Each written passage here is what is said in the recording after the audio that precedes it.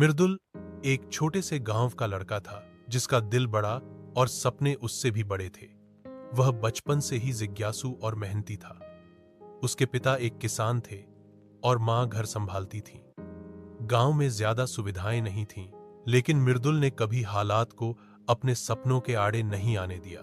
हर सुबह सूरज उगने से पहले वह अपने पिता के साथ खेत पर जाता, काम में हाथ बंटाता और फिर स्कूल के लिए निकल पड़ता।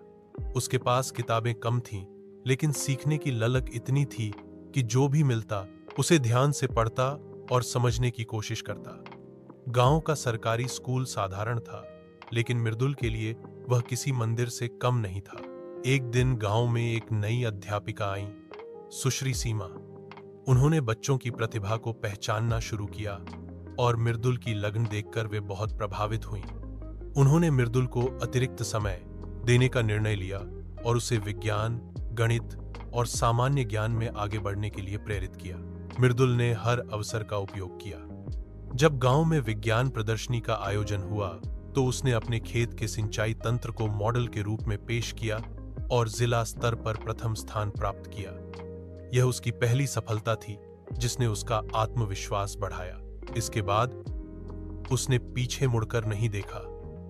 पढ़ाई में उसका ध्यान और समर्पण देखकर उसे शहर के एक अच्छे स्कूल में छात्रवृत्ति मिल गई। नए माहौल में शुरुआत में वह घबरा गया, क्योंकि बाकी छात्र उससे अधिक संसाधन और जानकारी रखते थे। लेकिन मृदुल ने हार नहीं मानी। रात दिन मेहनत कर उसने सबको चौंका दिया। बोर्ड परीक्षाओं में उसने जिले में टॉप किया और एक प्रतिष्ठित इंजीनियरिंग कॉलेज में दाखिला पाया। कॉलेज में भी उसने नवाचार और सामाजिक समस्याओं पर काम करना शुरू किया।